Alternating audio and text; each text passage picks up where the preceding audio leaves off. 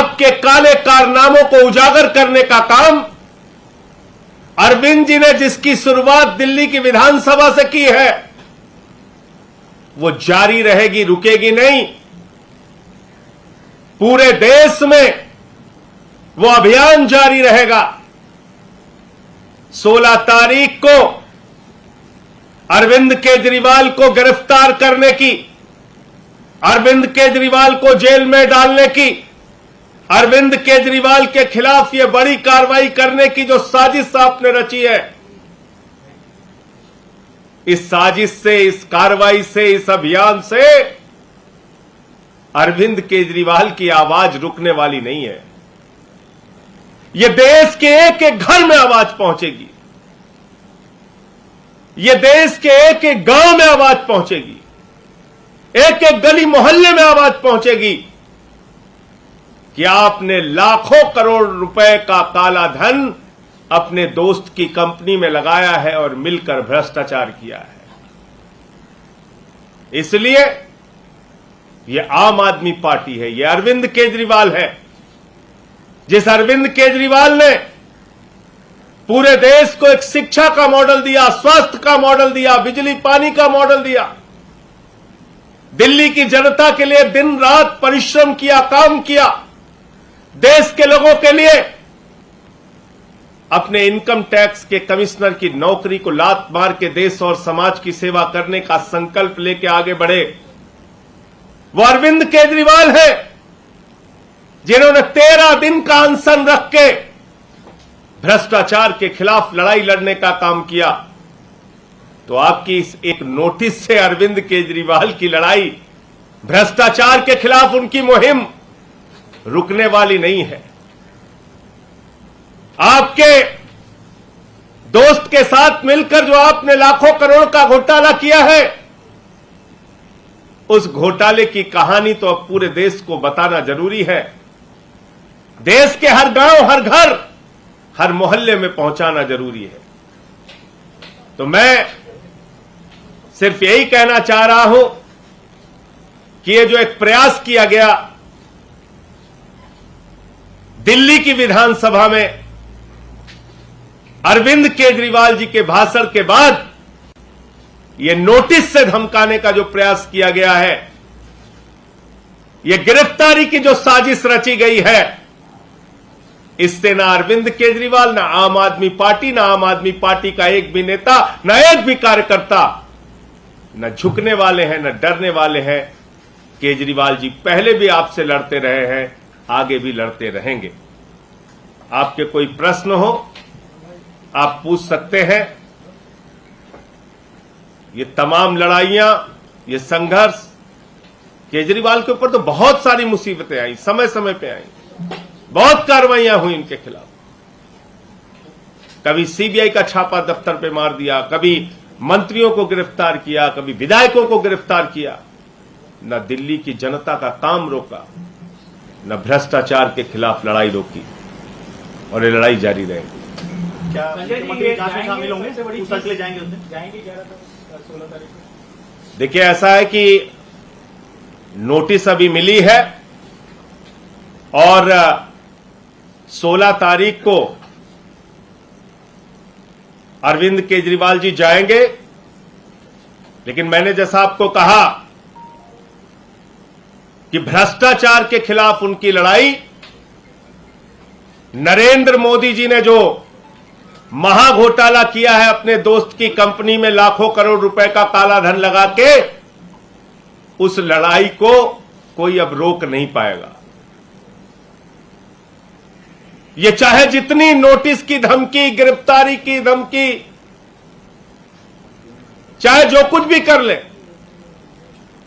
लेकिन अब देश के सामने इस महाभ्रष्ट सरकार के, महाभ्रष्ट प्रधानमंत्री का सच बताने की मुहिम जारी रहेगी। सर, आप लोगों ने बहुत सारे इश्यूज उठाए हैं बीजेपी के अगेंस्ट में। कौन सा मुद्दा ऐसा था जिसके कारण आपको? दिन मैंने कह दिया था, अरविंद जी, ये आपने जो सच उजागर किया है, ये सच बर्दाश्त नहीं कर पाएंगे प्रधानमंत्री जी। ये सच उनको बर्दाश्त नहीं होगा। मैंने तो पिछले 3 दिनों से बताया किस तरीके से ईडी की पूरी झूठी कार्रवाई चल रही है। आज अरविंद केजरीवाल को नोटिस आ गया, तो क्यों आया? क्योंकि बहुत सारी चीजें परत दर परत करके उन्होंने विधानसभा में जो भाषण दिया था उसमें समझाया था, बताया था कि सारा का सारा काला, परत दर परत करके उन्होंने विधानसभा में जो भाषण दिया था उसमें समझाया था, बताया। मोदी की दोस्त की कंपनी में लगा हुआ लाखों करोड़ नरेंद्र मोदी का पैसा है, नरेंद्र मोदी का। मोदी की दोस्त की कंपनी में लगा हुआ लाखों करोड़ का काला धन ये किसी और का नहीं है, नरेंद्र मोदी का पैसा है, नरेंद्र मोदी का। अपनी राजनीतिक सत्ता को बचाए रखने के लिए अपनी आर्थिक सत्ता भी नरेंद्र मोदी जी ने खड़ी की। तो यही मामला है, और क्या मामला है?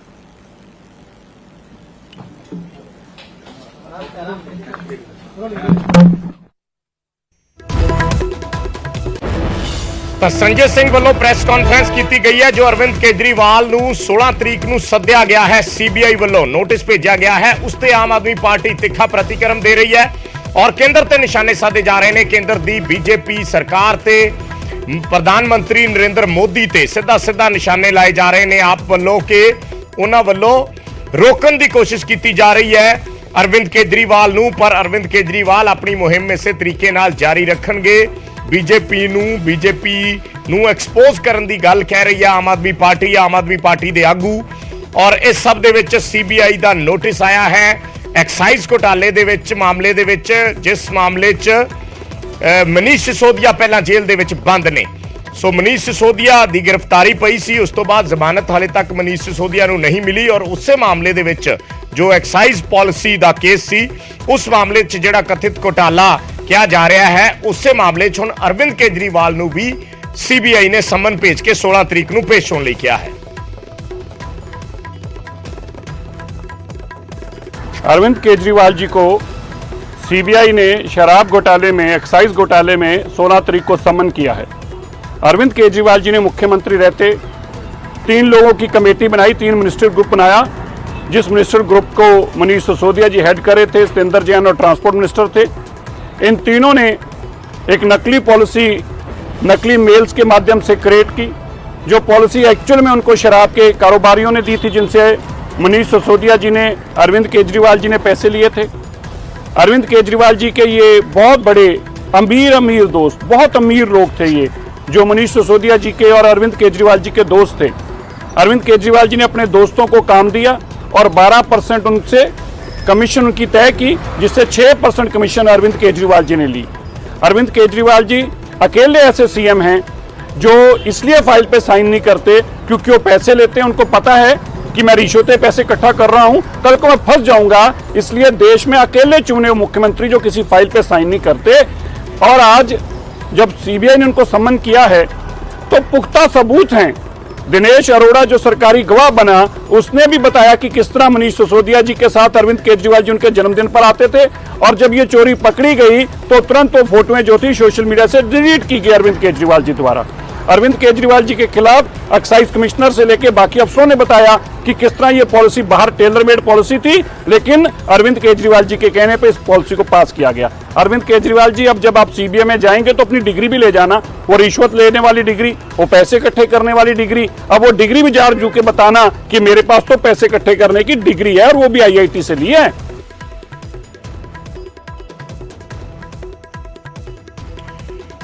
ਤਾਂ ਮਨਜਿੰਦਰ ਸਿਰਸਾ ਨਿਸ਼ਾਨਾ ਸਾਧ ਰਹੇ ਸੀ ਅਰਵਿੰਦ ਕੇਜਰੀਵਾਲ ਤੇ। ਮਨਜਿੰਦਰ ਸਿਰਸਾ ਕਹਿ ਰਹੇ ਸੀ ਕਿ ਜੋ excise policy Aam Aadmi party ਨੇ ਬਣਾਈ ਸੀ ਉਹ ਐਕਸਾਈਜ਼ ਪਾਲਿਸੀ ਸਵਾਲਾਂ ਦੇ ਘੇਰੇ 'ਚ ਹੈ, ਇਸੇ ਕਰਕੇ ਸੀਬੀਆਈ ਇਹਨਾਂ ਨੇਤਾਵਾਂ ਨੂੰ ਸੱਦ ਰਹੀ ਹੈ। ਮਨੀਸ਼ ਸਿਸੋਦੀਆ ਨੂੰ ਪਹਿਲਾਂ 2 ਵਾਰ ਬੁਲਾਇਆ ਗਿਆ ਸੀ ਔਰ ਫਿਰ ਉਸ ਤੋਂ ਬਾਅਦ ਮਨੀਸ਼ ਸਿਸੋਦੀਆ ਦੀ ਗ੍ਰਿਫਤਾਰੀ ਪਾ ਦਿੱਤੀ ਗਈ ਸੀ।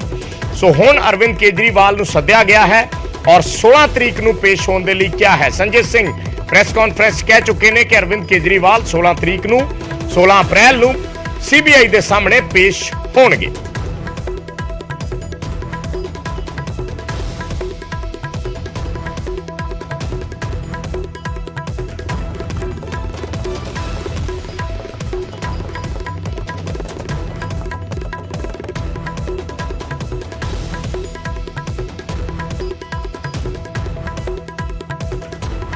ਸੋ ਅਰਵਿੰਦ ਕੇਜਰੀਵਾਲ ਨੂੰ ਸਮਨ ਕੀਤਾ ਗਿਆ ਹੈ 16 ਅਪ੍ਰੈਲ ਦੇ ਲਈ ਸੀਬੀਆਈ ਵੱਲੋਂ। ਸੀਬੀਆਈ ਨੇ 16 ਅਪ੍ਰੈਲ ਨੂੰ ਸਮਨ ਕੀਤਾ ਹੈ ਅਰਵਿੰਦ ਕੇਜਰੀਵਾਲ ਨੂੰ ਸ਼ਰਾਬ ਪਾਲਿਸੀ ਦੇ ਮਾਮਲੇ ਦੇ ਵਿੱਚ।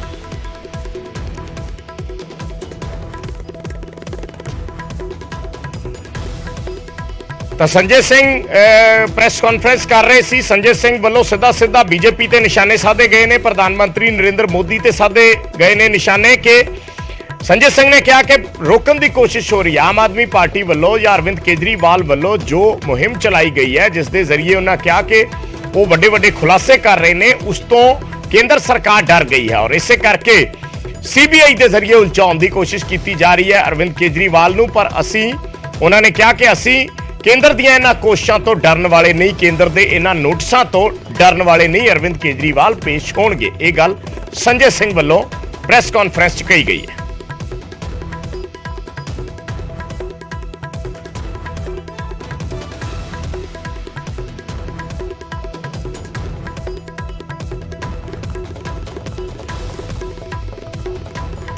शंकर आनंद साढ़े सहयोगी जुड़े ने फोन लाइन पे। शंकर, 16 तारीख को बुलाया गया है अरविंद केजरीवाल को। मामला वही है जिसमें ऑलरेडी जो है मनीष सिसोदिया जेल में है। तो कोशिश करांगे शंकर आनंद दे नाल दोबारा गलबात करन दी।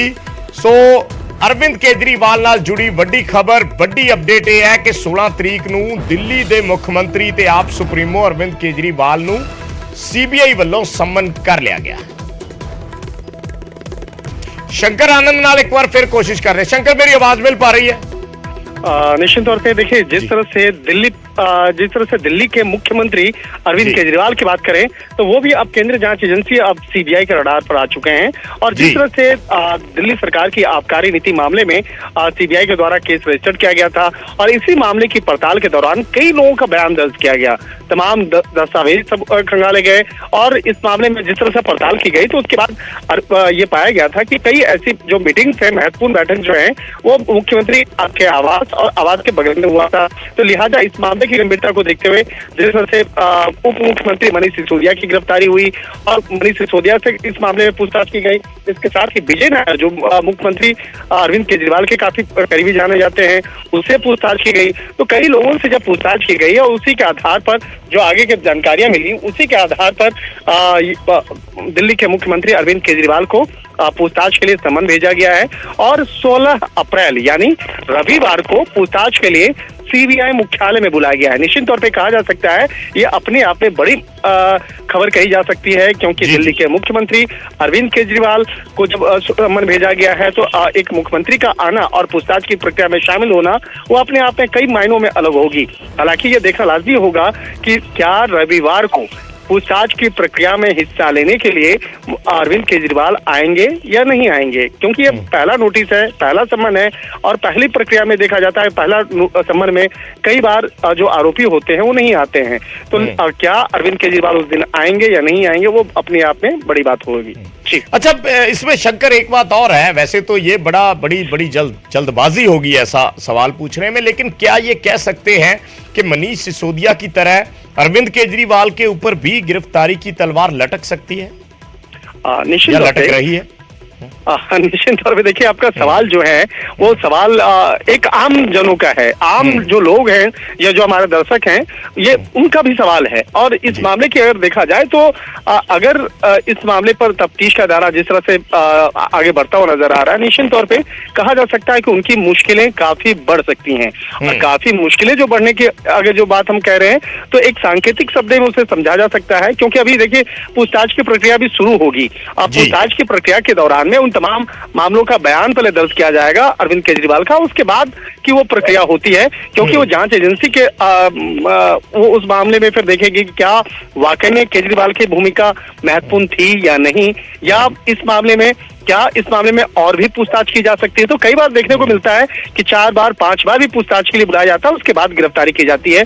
तो यहाँ पर एक कहा जा सकता है कि सिसोदिया के केस जरूर में दिया जाएगा। जी, जैसे मनीष सिसोदिया के केस में हुआ।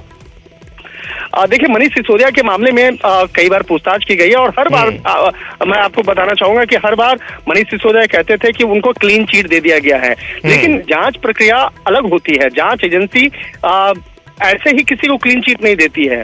तो यहाँ पे कहा जा सकता है कि कब जब सर्च ऑपरेशन किया गया था मनीष सिसोदिया के यहाँ पे, तो उनका कहना था कि हमारे यहाँ से कुछ नहीं मिला।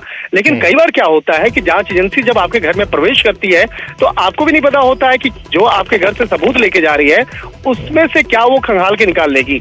तो कई बार होता है कि इस तरह से कई आरोपियों का जब जो बयान जो दर्ज होता है या उससे संबंधित जो उनके रिश्तेदार हों या उनके दफ्तर के लोग हों, जब उनका स्टेटमेंट दर्ज होता है तो उनके आधार पर ये मुश्किलें जो हैं कई लोगों की बढ़ जाती हैं। तो यहाँ पर अरविंद केजरीवाल की बात करें तो अरविंद केजरीवाल के पास ना लिकर पॉलिसी से संबंधित मंत्रालय रहा है, ना ही वो किसी मीटिंग में ना ही उससे संबंधित जो मीटिंग्स में वो शामिल हुए थे, ये ऐसा उनका कहना है। लेकिन जो जांच एजेंसी है, जांच एजेंसी जब इस मामले की पड़ताल कर रही थी तो उसी दौरान ये पाया है कि कई ऐसे लोग हैं जो सीधे तौर पर मुख्यमंत्री से जुड़े हुए हैं। जैसे कि उनके मीडिया सलाहकार की जो भूमिका है वो विजय नायर निभाते थे। विजय नायर की गिरफ्तारी हुई। उनके जो ओएसडी हैं, ओएसडी से इस मामले में पूछताछ की जा चुकी है। इसके साथ ही अरविंद केजरीवाल के सबसे बेहद करीबी माने जाते थे मनीष सिसोदिया, उनकी गिरफ्तारी हो चुकी है। तो इन गिरफ्तारी के बाद किस तरह से उनका बयान दर्ज हुआ, किस तरह से इस मामले में तमाम सबूतों को इकट्ठा किया गया, तो उसी के आधार पर ये सम्मन भेजा गया है। हालांकि गिरफ्तारी की बात अभी कुछ भी कहना जल्दबाजी होगी, लेकिन अभी प्रक्रिया जो है, कानूनी प्रक्रिया जो होती है उसके तहत बयान दर्ज किया जाएगा। और बयान दर्ज करने के बाद की जो प्रक्रिया है कि उसमें चाहे तो जांच एजेंसी कभी भी किसी भी आरोपी को गिरफ्तार कर सकती है कि अगर उनको लगता है कि इस मामले में उस आरोपी से संबंधित काफी सबूत को इकट्ठा किया जा चुका है। और सीबीआई देखिए किसी भी आरोपी की गिरफ्तारी जब करती है तो तमाम सबूतों को इकट्ठा करने के बाद ही करती है। वो हल्के में या ऐसे स्थानीय पुलिस के जैसे काम नहीं करती है।